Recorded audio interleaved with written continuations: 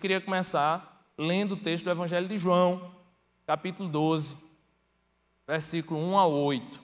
Vamos lá. 6 dias antes da Páscoa, Jesus chegou a Betânia, onde vivia Lázaro, a quem ressuscitara dos mortos. Ali prepararam um jantar para Jesus. Marta servia, enquanto Lázaro estava à mesa com ele. Então Maria pegou um frasco de nardo puro, que era um perfume caro, derramou sobre os pés de Jesus e os enxugou com os seus cabelos. E a casa encheu-se com a fragrância do perfume. Mas um dos seus discípulos, Judas Iscariotes, que mais tarde iria traí-lo, fez uma objeção. Por que este perfume não foi vendido e o dinheiro dado aos pobres? Ó, coisa linda! Seriam 300 denários. Ele não falou isso por se interessar pelos pobres, mas porque era um ladrão. Sendo responsável pela bolsa de dinheiro, costumava tirar o que nela era colocado. Respondeu Jesus: deixe em paz, que o guarde para o dia do meu sepultamento, pois os pobres vocês sempre terão consigo, mas a mim vocês nem sempre terão. Até aí. Vamos orar? Senhor Jesus, santo és o teu nome, ó Deus. Obrigado pela tua palavra, ó Deus. Obrigado por esse momento, ó Deus, em que podemos, ó Deus, ouvir a tua palavra, ó Deus, ouvir a tua voz, e que o Senhor possa, ó Deus, mudar a nossa mente, ó Deus, como diz Romanos 12, que o Senhor possa nos transformar, Senhor, pela renovação da nossa mente, ó Deus. Obrigado, Jesus, por tudo que o Senhor tem feito, que o Senhor possa nos dar sabedoria, abrir os nossos corações, abrir a nossa mente, que o Senhor possa falar aos nossos corações, ó Deus. É assim que nós te oramos, em nome de Jesus. Amém. Gente, a Bíblia fala muitas vezes sobre política, né? A Bíblia fala muitas vezes sobre conflitos entre estados. A própria Bíblia fala de um Deus que se autodenomina rei e que diz que um dia irá reinar, e um Deus que tem um reino, né? E a gente pode ver política e muitas vezes nas Escrituras.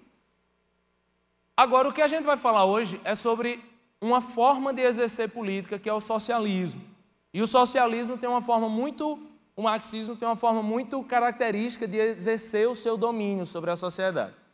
Primeiro, o marxismo, ele surge na ideia de algumas pessoas de convencer uma classe operária, ou uma classe mais pobre, a todos se unirem contra os seus patrões.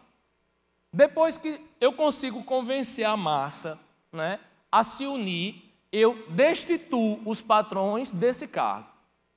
Só que para manter essa igualdade entre a classe operária e os patrões, eu preciso estabelecer um governo, um Estado. E esse Estado, para manter essa sociedade assim, normalmente ele vai ter que ter um poder político sobre o Estado, ele vai ter que ter um poder econômico, então as empresas, em sua grande maioria, serão estatais, e essas empresas sustentam políticas do próprio governo, e eu exerço um controle social sobre o povo, e eu exerço um controle ideológico sobre o povo, um controle sobre o pensamento dominante desse povo. Por isso que todo governo socialista ele é ótimo em marketing. O fascismo, o nazismo, o socialismo, eles são ótimos em marketing, porque eles precisam iludir a sociedade. Então, essa seria uma doutrina marxista. Algumas pessoas tentam contrapor isso ao capitalismo, mas não dá para discutir socialismo ou capitalismo, porque capitalismo não é uma ideologia. Capitalismo é um modelo econômico que existe em alguns países e funciona, alguns países onde existe o capitalismo, onde não existe desigualdade social, a gente chama do capitalismo perfeito de alguns países, mas não existe nenhum país que tenha aplicado o socialismo e que tenha funcionado. Até porque o socialismo ele tenta irradiar para todas as esferas da sociedade. Para isso, ele precisa de um ditador ou de um populista. Alguém que com todo o seu carisma ou alguém que com toda a sua força consiga impor a sua ideia a essas pessoas no futuro sonho ou na utopia de um dia todo mundo se conscientizar da igualdade, não precisar mais desse governo e viver na anarquia.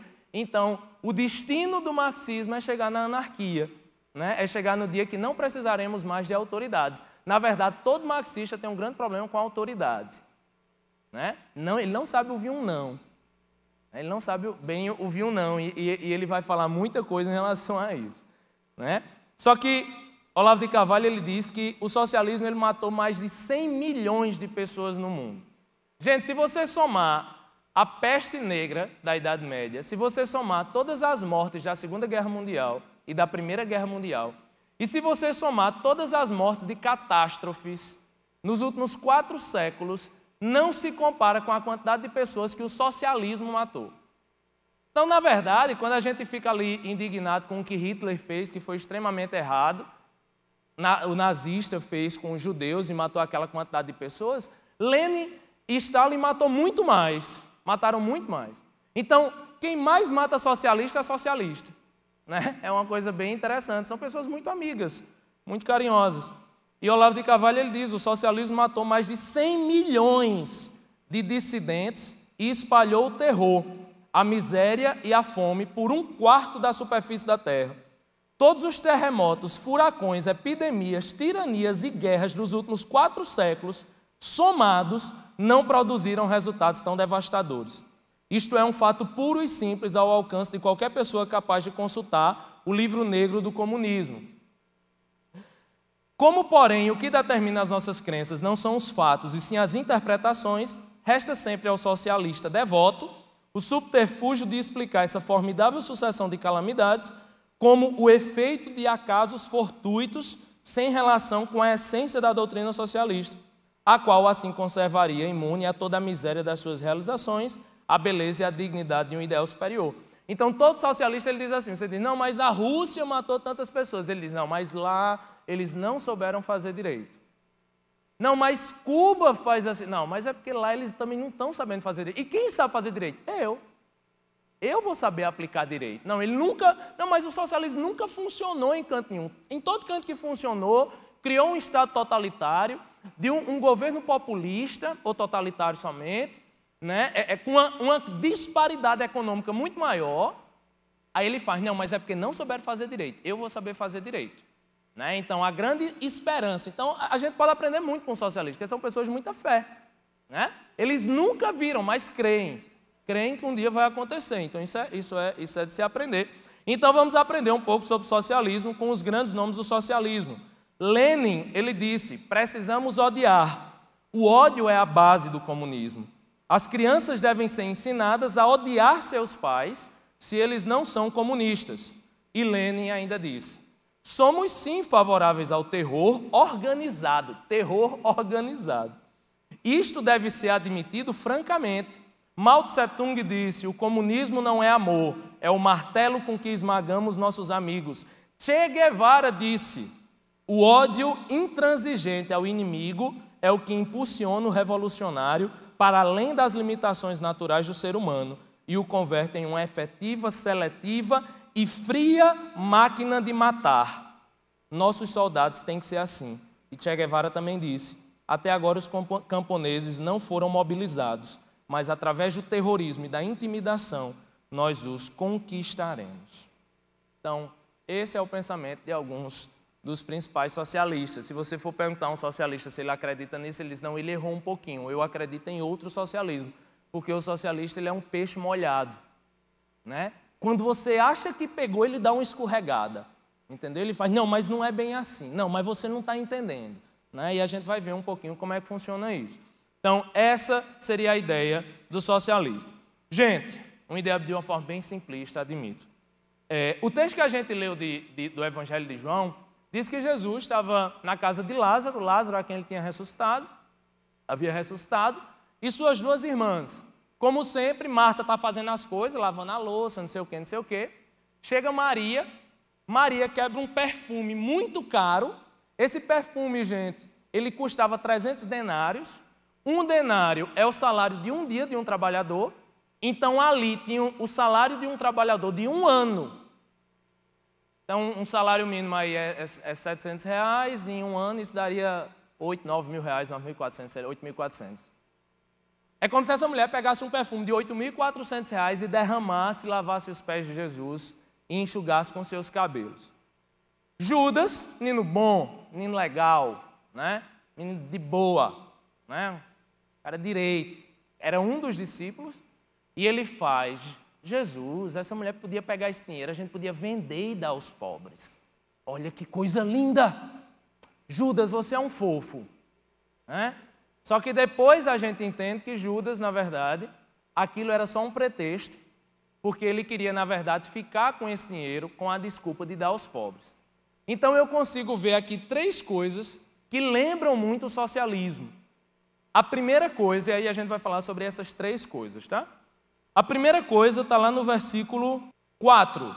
Mas um dos seus discípulos, Judas Iscariotes. É interessante que a traição feita em relação à pessoa de Jesus surgiu de dentro do seu grupo apostólico. Veio não de alguém de fora. Muitas pessoas de fora tentaram pegar Jesus, mas veio de dentro, de alguém que conhecia onde Jesus estava, de alguém que sabia para onde Jesus ia, de alguém que conhecia Jesus. E isso a gente já aprende uma coisa, porque se você quer destruir mesmo alguma coisa, destrua de dentro, porque de fora você não conhece tão bem.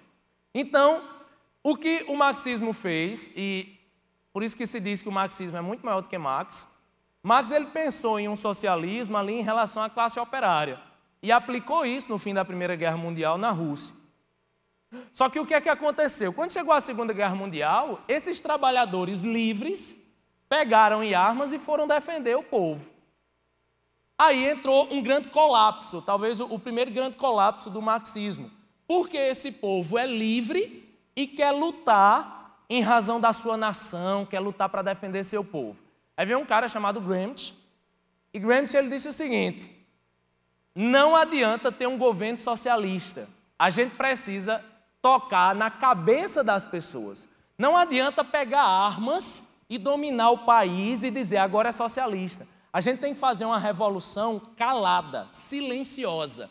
E a gente precisa destruir 3 coisas. Foi o que Gramsci disse. A gente precisa destruir Jerusalém, a Grécia e Roma. Os 3 pilares na sociedade ocidental é Jerusalém, na simbologia da ética judaico-cristã, é a base da fé ocidental. A gente precisa destruir o pensamento grego e a filosofia grega, que acredita que existem verdades absolutas e o direito natural. E a gente precisa destruir Roma no sentido do direito romano, da propriedade privada. Se a gente destruir essas 3 coisas, a ética cristã e o seu conceito de família, o seu conceito de hierarquia, se eu destruir o direito natural, a ideia de uma verdade absoluta, e se eu destruir a propriedade privada, a gente consegue mudar o mundo. Só que a gente não pode fazer mais isso com armas, a gente precisa fazer isso sendo um deles. Por isso que hoje o marxismo, o que ele faz, e que uma das coisas que ele faz, aqui, isso é o que a gente chama de marxismo cultural. A guerra, gente, não é mais uma guerra com armas. A guerra do marxismo, preste atenção, a guerra do marxismo não é com armas, a guerra do marxismo é cultural.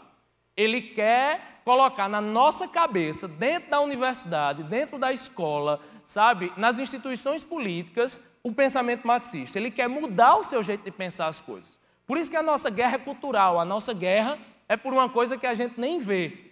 Essa é a grande dificuldade. E aí surge uma escola chamada Escola de Frankfurt. Essa escola de Frankfurt, ela tem algumas pessoas que surgiu como uma escola de estudos sociais, mas na verdade a Escola de Frankfurt surgiu para tentar aplicar esse marxismo cultural, e tem 2 pessoas, Horkheimer e Adorno, os seus grandes mestres, né? E esse pessoal surge com a ideia de fazer o seguinte: vamos implantar como um dos discípulos, entendeu? Vamos entrar em todas as esferas da sociedade, jogando a perspectiva marxista neles. Gente, existe marxismo em tudo. Existe educação marxista, existe direito na perspectiva marxista, existe a saúde na perspectiva marxista, existe a política na perspectiva marxista, existe religião na perspectiva marxista. E aqui é um dos grandes problemas, porque hoje o marxismo, gente, ele não quer lutar contra a igreja, apesar de também fazer isso, mas ele quer tentar entrar dentro da igreja e colocar o pensamento marxista dentro da igreja. Como? Através de teologias como teologia da libertação, de Leonard Boff, que foi repudiada pelo Papa, repudiada pela Igreja Católica de forma corretíssima, e que é uma teologia que diz, não, a grande libertação que Deus pode trazer é a libertação social. Se eu der pão para o pobre, ele está salvo, ele está liberto. Isso tem que ser feito, mas a libertação que Cristo trouxe para o mundo não foi somente uma libertação social ou uma libertação de classes, mas foi uma libertação da minha própria existência. Então, a função da igreja é muito maior do que uma libertação social. A função da igreja passa pela libertação social, mas não se encerra na libertação social. Então, o marxismo ele tenta entrar até mesmo dentro da igreja e destruir duas coisas principais, ou uma coisa principal. A igreja ainda é um lugar hierarquizado e sacramental. Presta atenção. Duas coisas que o marxismo odeia: hierarquia e sacro, aquilo que é sacro, aquilo que é sagrado, aquilo que é sacramental. E uma das formas de destruir a hierarquia é destruir, por exemplo, as diferenças naturais existentes entre homem e mulher. Outra forma é acabar com toda a relação hierárquica, como, por exemplo, a relação de pai e filho, a relação de empregado e empregador, tudo isso. Coisas que na teologia cristã é dito que a gente precisa respeitar nossas autoridades. Então, a primeira coisa que a gente precisa saber é que o marxismo ele não vem mais com armas, ele vem na nossa mente. Ele vem como algo interno, ele vem como Judas veio, como um dos discípulos. Ele aparece como uma coisa tão bonitinha, tão linda, sabe? Vem de dentro assim, olha. E vai destruindo de dentro para fora, que é a pior coisa que tem. Não existe hoje igreja no mundo de teologia liberal, de teologia marxista, que dure por mais de 5 anos. Não existe igreja de teologia pautada em marxismo que dure. Porque quando eu uso uma teologia marxista, gente, que a gente chama a perspectiva liberal, na teologia chama teologia liberal.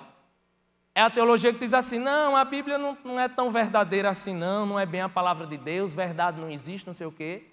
Não existe uma igreja que dure dessa forma. Não existe uma igreja que continue dessa forma.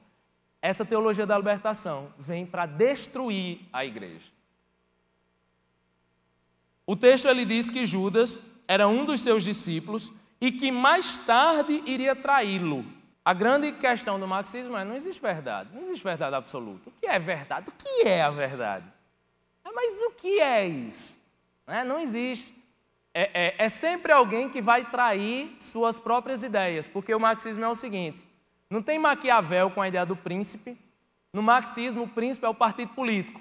Então o partido político é o partido, é o revolucionário, é o partido que vai mudar o mundo e tal. Eles não são fiéis às suas ideias, eles são fiéis ao seu objetivo final. Então se ele tiver que matar um monte de socialista para chegar no objetivo final, ele vai matar. O marxismo é a favor da união homoafetiva, gente? Já que a gente vê tanta essa discussão aqui no Brasil, né? Todo partido de esquerda aqui no Brasil defende a causa LGBT e tal. O socialismo é a favor? O maior teórico marxista era absurdamente contra a homossexualidade. Vai ser homossexual na Rússia, para você ver o que é que vai acontecer. Chega para Fidel Castro e diz, Fidel, eu quero sair do armário. Chega lá. Chega e diz, Fidel, eu sou LGBT. Vamos fazer a marcha gay aqui. Vai lá na Venezuela dizer que é a favor da união homoafetiva. Vai.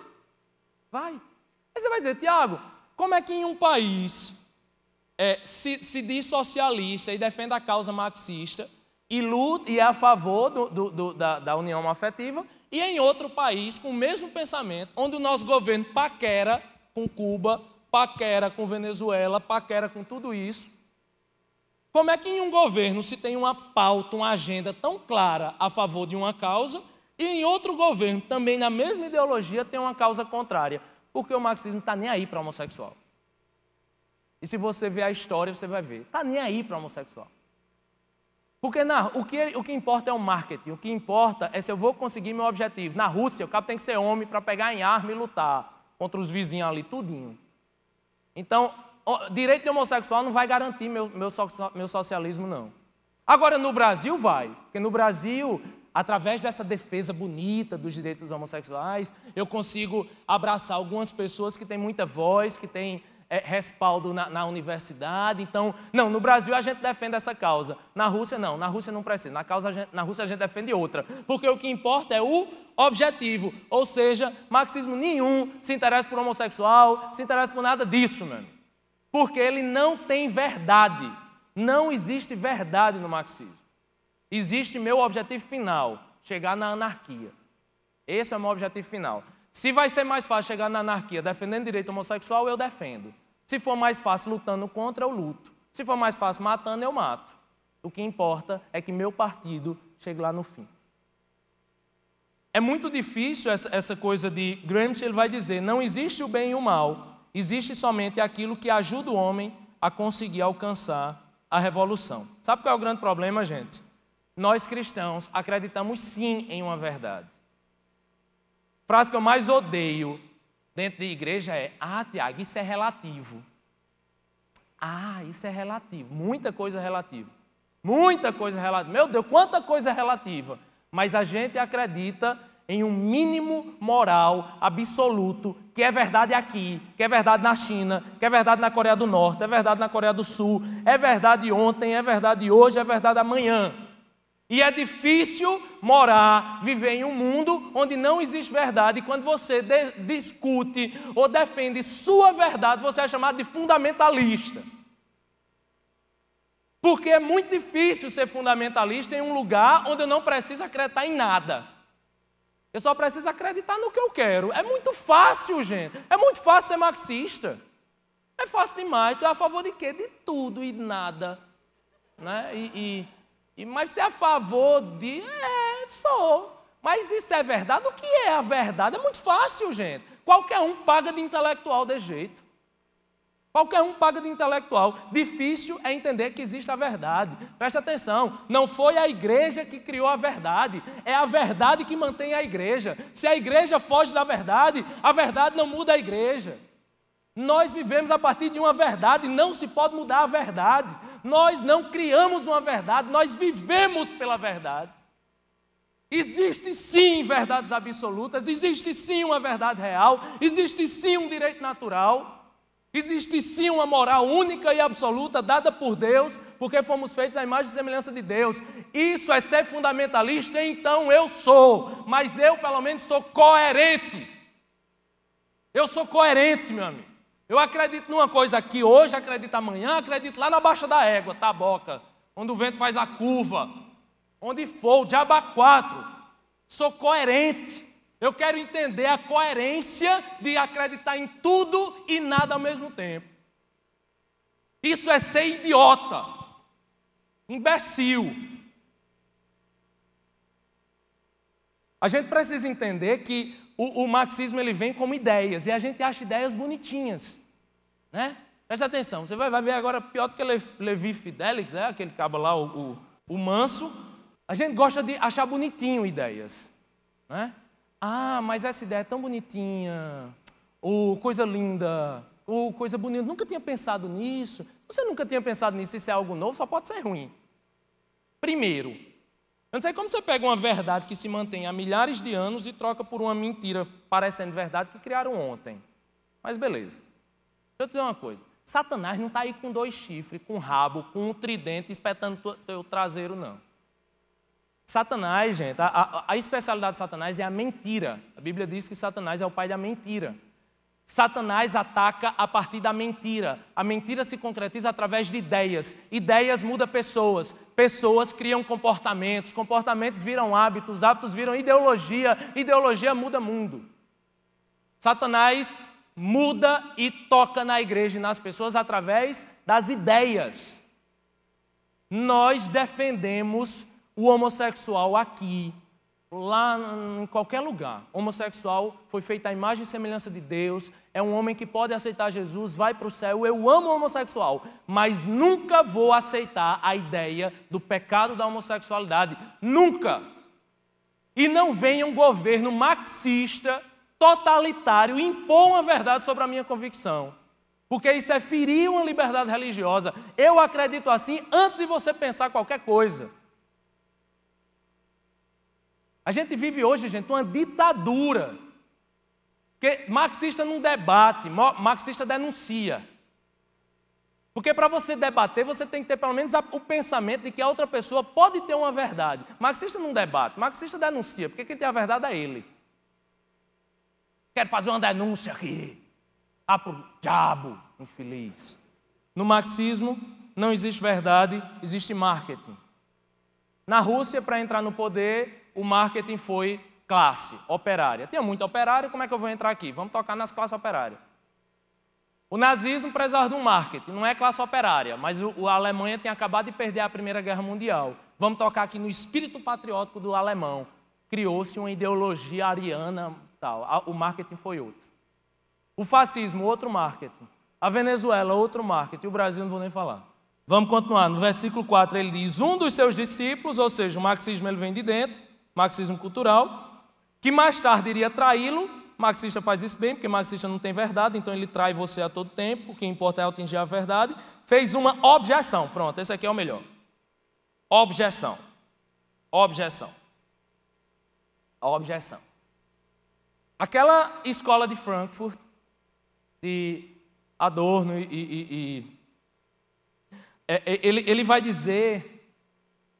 ele vai criar uma teoria chamada teoria crítica. Teoria crítica é uma coisa linda. Teoria crítica, ele diz que a gente vive tão imerso numa cultura ocidental, que a gente precisa tentar invadir isso de dentro. Então, a guerra hoje é tão cultural que a gente é como peixe dentro d'água, a gente nem nota a água mais. A coisa já invadiu tanto que a gente nem nota a água. Então, a escola de Frankfurt, ela pensa na ideia de que a gente precisa ser crítico e a gente precisa destruir tudo. Então, deixa eu lhe dizer uma coisa. Olha a diferença. Cristão. O cristão está aqui, olha para o mundo, aí faz, rapaz, esse negócio está errado. Gente passando fome, gente morrendo, esse negócio está errado. O marxista, ele olha para o mundo e tem a mesma percepção. O gnóstico. Ele olha assim e faz, rapaz, esse mundo está errado. Só que tem uma diferença. O cristão, ele olha para o mundo e faz, está errado. Mas espera aí, qual é o diagnóstico? Qual é a solução? Aí ele olha para dentro de si. Eu sou um pecador miserável. Existe um Deus que me ama. Rapaz, eu preciso mudar esse mundo. E desde semana passada eu estou dizendo que eu estou contrapondo a cosmovisão marxista a uma cosmovisão calvinista. Né? Eu não sou nada, eu sou um pecador e eu preciso mudar o mundo. Teoria crítica marxista. O mundo não presta e não presta porque se existe um Deus, Deus fez errado. Então quem vai salvar o mundo? Eu. Então eu vou ser um militante. Por quê? Porque eu sou bom. Sou uma pessoa boa. Aí eu vou fazer uma festa na universidade e costurar a vagina. Eu vou defecar em cima de uma cruz. Por quê? Porque eu sou uma pessoa boa. Eu estou lutando, fazendo objeções, tentando acabar com o senso comum da sociedade. Então a escola de Frankfurt, ela surge com a ideia de fazer uma denúncia. O problema, a diferença do marxismo com a sua teoria crítica para o cristianismo, é que o cristianismo, ele sabe onde está o problema nele. Eu sou o problema e eu preciso mudar para que o mundo mude. No marxismo diz assim, não, o problema não sou eu, o problema é um Deus. E uma igreja que aliena as pessoas. Que aliena as pessoas. Adorno dizia que uma pessoa assoviar na rua é ser imperialista. Porque ele está querendo dominar a música. Então você tem que criticar, você tem que olhar para um cara assoviando e dizer, por que ele está assoviando? Está assoviando por quê? Não, porque você quer dominar a música. Né? Pondelli conta que uma vez estava num debate com uma feminista. Aí estava muito quente, do jeito que está aqui, luzes, né, muito quente. A mulher meio que foi desmaiando, foi mufinando. Aí Pondelli chegou para ela e fez, você está bem, você quer um copo d'água? Não, porque você é mulher. E normalmente a mulher tem uma pressão um pouco mais baixa, então talvez sua pressão tenha baixado. Aí ela, não sei o que e tal. Começou a entrevista, ela fez, eu quero começar com uma denúncia. Fui humilhada aqui nesse lugar. Foi o que aconteceu, ele fez, esse homem veio aqui dizer que eu estava passando mal só porque eu sou mulher. Eu li o cuidado dele, esse cuidado dele por trás. existia uma cultura patriarcal e tal. Então, o marxista ele começa a querer criticar tudo e ele começa a querer destruir tudo. Então, eles são hipercríticos. E tem gente aqui que é assim. E a gente está virando assim. Sabe, pessoas sem causa, criticando tudo. Acaba critica tudo. Pastor falando não sei o quê. Está errado. Está errado por quê? Porque eu entendi o que estava por trás ali. Né? Ele estava querendo dominar e tal. A gente criou essa ideologia marxista. Sabe o que é o pior? A ideologia marxista é uma ideologia burra. Vou lhe dizer por quê. Aula de um professor marxista. Aula de um professor marxista. Vocês estão aqui. Chegou o professor. Né? Olha que eu sou professor. Eu sei como é que o professor dá aula. O professor chega e faz: oi, pessoal, tudo bem? Não sei o quê, tal. Meu nome é Tiago, eu sou professor. Ah, professor não. Isso nos distancia. Eu sou um facilitador. Estou aqui para que a gente faça um momento de discussão. Vamos discutir aqui um tema. Vamos discutir direitos humanos, tá? Beleza? Pode ser direitos humanos, gente? Pode ser direitos humanos. Beleza, olha, estou aqui para você se abrir. Vamos se abrir. Primeiro, rasga esses livros. Guarda esses livros. Isso aí está muito antigo, né? Isso aí não tem nada. Aí, primeiro, ele já não usa o livro. Vamos fazer uma roda, que eu gosto de coisa democrática, que eu gosto de todo mundo falando, tal. Aí ele começa, aí ele faz assim. E aí? O que é que você pensa? O que é que eu penso? Eu não sei de nada. Eu cheguei agora. Mas diga aí, rapaz, diga aí o que é que você pensa. Aí um vai dizer assim: direitos humanos é algo que a gente precisa melhorar. Aí ele faz: sim, com certeza. Estou aqui só para ouvir. Aí outro diz: direitos humanos é bababá. Ele faz: sim. Aí aqueles cabos vão se inchando, né? Aquelas ideias. Não sabe nada o que é direitos humanos. Sabe nada. Mas ele tem uma percepção que ele leu a Piauí, a revista Piauí, e ele acha que ela é intelectual. Aí chega uma pessoa mais centrada, uma pessoa diz assim: olha, eu já li, né? Eu peguei um livro aí, li que direitos humanos, ele surge da ideia de que o homem é a imagem e semelhança de Deus. Está no livro de história. Qualquer mobral que saiba ler, vai ler um livro de história e vai entender que direitos humanos surge dentro do cristianismo. E que a base dos direitos humanos é que o homem foi feito à imagem e semelhança de Deus. Aí ele vai dizer: isso é uma ideia muito antiga, né? Imagem e semelhança de Deus. Olha, você precisa melhorar. Olha, ele não queria mudar o pensamento do pessoal. Ele estava ali para ser um sistema democrático. Aí ele começa: não, você tem que mudar esse pensamento. Isso é muito arcaico, isso já passou. Pronto, gente, acabamos a aula. Beleza? Beleza. Todo mundo saiu da sala achando que aprendeu, achando que é inteligente, porque criticou tudo sem saber de nada, né? E se acha agora inteligente, porque está metendo pau em tudo. E esse professor, um falso democrático, não existe democracia aqui, esse falso democrático, ele passou a imagem que deixou o ambiente livre. Ele não deixou o ambiente livre. Ele construiu no discurso das pessoas o que ele queria construir. Sabe o que eu vejo? Às vezes eu vou discutir com um povo, rapaz. Às vezes eu paro para fazer essas besteiras. Tiago, Deus aqui, quando ele faz isso no Antigo Testamento, não sei o quê. Eu faço: não, meu irmão, é porque aí é o seguinte. Aí existe uma teologia chamada teologia da eternidade de Deus, não sei o quê. Aí ele faz: o que é eternidade? Você não sabe porque você nunca estudou, burro. Pega um livro, vai estudar, faça o que todo mundo faz, aí você vem questionar. Gente, não, burro, bullying, vai. A gente está criando uma sociedade de marica, uma sociedade de gente frouxa, que acha que sabe alguma coisa, que não estuda e que acha que porque sair destruindo, fazendo objeções a tudo, sabe de alguma coisa. Sabe de nada, inocente.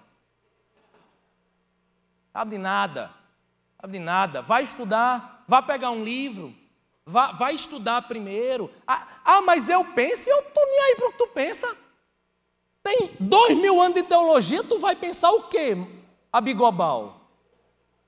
Antes de começar a pensar em alguma coisa, valeu que todo mundo já pensou? Mas é um sentido de autoridade, de que eu tenho a verdade está em mim, não nos outros. E aí começa a criticar tudo. Não, porque eu penso, problema seu, você pode pensar o que você quiser, mas a Bíblia diz isso. O marxismo é anti-intelectualista, anticientífico. Se a cientificidade vem da comprovação a partir de uma bibliografia anterior, né, onde você tem que subir degraus, isso não é educação não, gente. Essa educação Paulo Freire, mamão com açúcar. Sabe essa coisinha? Não, gira aqui, eu não vou ensinar nada não, a gente vai só... Aí sabe como é que se ensina português hoje? Se ensina português hoje, ele pega um texto marxista, ou que defende o neoafetivo ou qualquer coisa, e faz, gente, vamos aqui ler esse texto, discutir. A gente vai aprender gramática assim de boa. Você vai ler o texto e entender o que é um objeto direto. Né? Professora, pro modo de que não sei o quê. Aí o povo, tá rindo de quê? Deixa ele falar. Você não entendeu? Isso se chama preconceito linguístico. A burrice hoje tem nome. Tem nome, preconceito linguístico. Ah, não, o que importa é a comunicação. Por quê, gente? Por quê? Porque é muito fácil eu ter uma sociedade brasileira de gente burra, de gente idiota. É muito fácil manipular idiotas. É muito fácil manipular alguém que não sabe ler. É muito fácil manipular alguém dizendo, ah, não, isso é preconceito, não sei o quê, não sei o quê. Vai botar no quadro, vai fazer caligrafia, vai repetir 30 vezes. Ah, isso é tradicional. Funcionou até agora. Está todo mundo aqui letrado, todo mundo aqui sabe ler. Ah, mas eu penso. Mas eu faço uma objeção. Vai estudar? Quando você estudar, você faz uma objeção. Bem simples, gente. Bem simples. Marxista é hipercrítico, despreza a ciência, despreza a história e vem dizer que cristão é burro. Vem dizer que a gente é fundamentalista. Como? Como? Eu sou coerente, meu amigo. Eu acredito numa verdade que está fora de mim. Você acredita somente em uma verdade, a que está dentro de você. Aí é difícil demais. Você só acredita no que está dentro de você. Você não acredita que em mim possa existir uma verdade. Você só denuncia, não dialoga. Quem consegue conversar com um marxista, gente? Ninguém. Ninguém.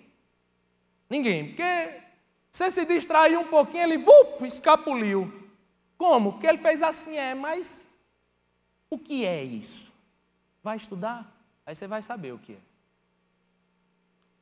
Sei que para encerrar, surge um livro chamado A Personalidade Autoritária. E a personalidade autoritária vai ser um grande marco no pensamento marxista da hierarquia, porque vai dizer que toda hierarquia e toda divisão de classe surge da família.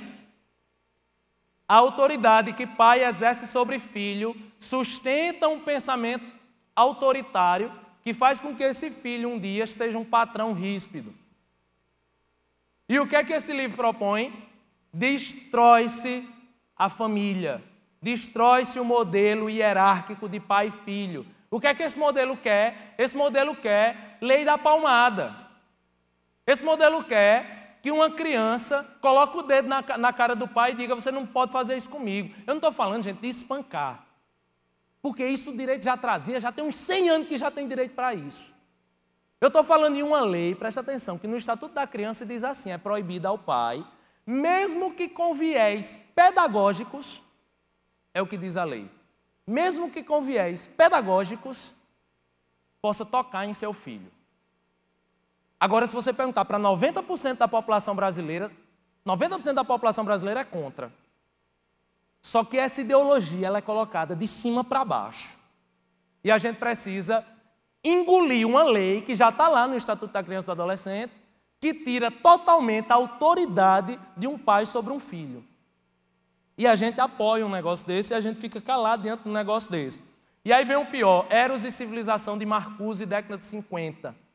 Marcuse ele faz uma análise freudiana e marxista, não vai dar uma coisa que preste, né? Juntou Freud e Marx, diz que a sociedade americana é uma sociedade que gosta de guerra, porque é uma sociedade protestante, e que por ter uma natureza protestante, eles se limitam na sua libido, ou seja, eles ficam lá sendo presos na sua libido, e são muito tradicionais. Então, qual o problema? Os caras não fazem sexo, vão fazer o quê? Guerra. Não tem o que fazer, não tem como liberar essas, né? A gente vai fazer o quê? Guerra. Pronto. Esse pensamento de Marcuse foi o que criou o movimento hippie. Faça amor, não faça guerra. Foi o que criou, gente, Woodstock. Foi o que criou o Rock in Rio. Essa prostituição que existe no mundo, essa devastidão sexual, toda essa pornografia, toda essa podridão sexual não vem de um pensamento capitalista, vem de um pensamento socialista, que influenciou o movimento hippie, influenciou o movimento hippie com uma coisa muito bonitinha: faça amor, não faça guerra, guerra é feio, né? Guerra é feio. Ai, pega esse dinheiro, dá para os pobres. Olha que coisa bonitinha, gente. Por trás disso, tem uma ideologia que destrói a família, que destrói a sociedade, na falsa ideia de que o amor vai mudar a sociedade. E eu lhe pergunto, gente, somos filhos ou netos de Woodstock. O que é que mudou nessa sociedade? Nada. Só AIDS, só, sabe, pessoas se prostituindo, pessoas buscando droga, uma juventude vazia. O que é que o socialismo mudou na sociedade? Nada. Eu não estou defendendo socialismo por socialismo, porque você vai votar amanhã, não estou nem aí. O que eu me preocupo é com a ideologia política que destrói a hierarquia. Hierarquia é um princípio básico do cristianismo. A gente nunca vai poder destruir a hierarquia. Só existe ordem com hierarquia. Onde não existe ordem, onde não existe hierarquia, não existe ordem, existe caos. Eu não posso aceitar uma ideologia que destrói a família, porque quando destrói a família, gente, destrói toda a sociedade. Eu não posso tolerar uma sociedade que permite toda a imoralidade sexual, dizendo que você precisa ser livre. Ah, seja livre, costure sua vagina. Sabe, transe com 5, faça o que você quiser com o seu corpo, você é livre, aborte, mate, aborte. Por quê? Porque você tem liberdade, mulher. Né? Você cuida do seu corpo, o mais importante é você. Morra a criança, é você que importa. Isso é uma ideologia assassina. Chame de fundamentalista, chame o que for, eu sou coerente.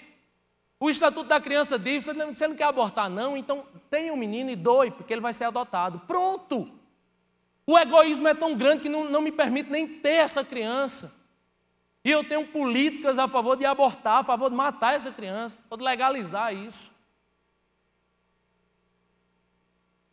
Isso acaba conquistando pessoas, gente, porque tem uma frase que diz: se você não vive como pensa, você vai acabar pensando como vive. Existem algumas pessoas que até pensam diferente daquilo que vivem, mas não conseguem mudar a sua vida e acabam mudando seu pensamento. E acaba dizendo assim: rapaz, eu sou contra isso, mas aí ele não consegue mudar. Ele faz, sabe o negócio, você é a favor. Se você não muda a sua vida, você muda seu pensamento. E isso destrói a sociedade. Só para encerrar, Judas ele queria dar dinheiro aos pobres. Não existe problema nenhum em dar dinheiro aos pobres. Dar dinheiro aos pobres, o Evangelho fala muitas vezes sobre isso. A gente tem que cuidar dos órfãos, da viúva. Se você conhece o mínimo do nosso trabalho na Cidade Viva, você sabe que a gente está nos presídios, a gente está nas ruas, a gente está, sabe, em todos os lugares que existem vulneráveis na sociedade. Porque a gente não é bom. E a gente não faz isso porque é bom não, porque a gente não presta não. Pensa num povo ruim, a gente. A gente faz isso porque tem um Deus, gente, que é superior a tudo. E que porque esse Deus me amou sem eu fazer nada, a gente vai lá amar esse povo também. Amar a todos também. Amar os pobres não tem problema nenhum. E eu vou lhe dizer outra coisa, meu filho. Oh, meu Deus do céu. Ser pobre também não tem problema nenhum. Gostou não, né? A Bíblia diz, na verdade, que são os ricos que têm um grande problema em encontrar Deus.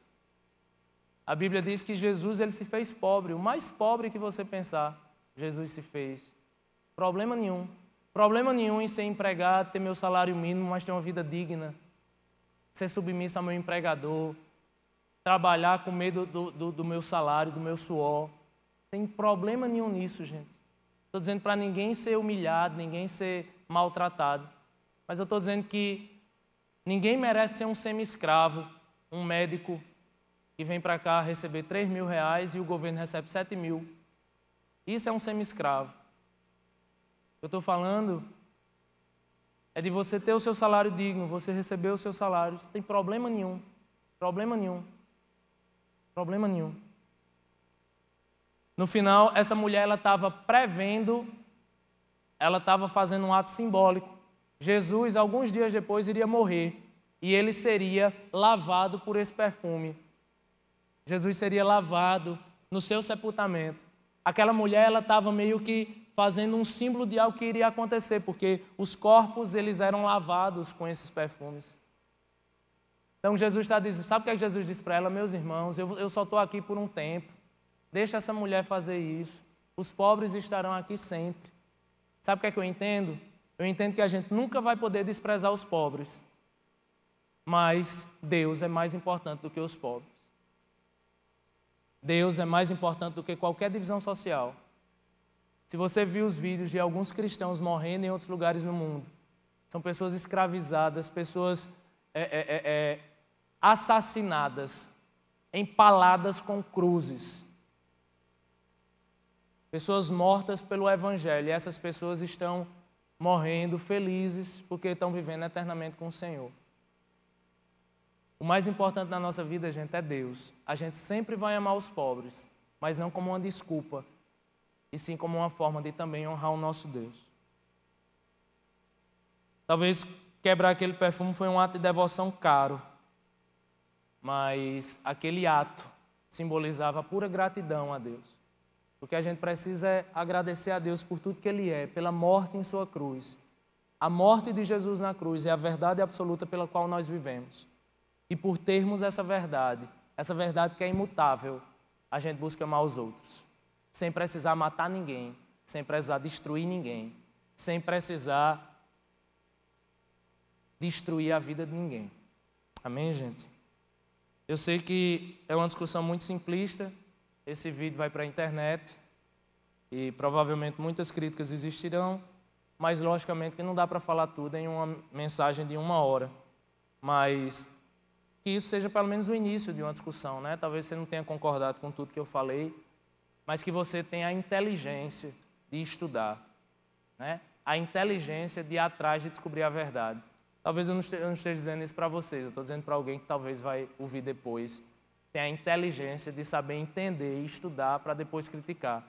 E entender que a verdade não está dentro da gente. Nós não somos a verdade. Nós temos uma verdade chamada Jesus. Que essa verdade nos mude, mas que a gente nunca mude essa verdade. Deus nos abençoe.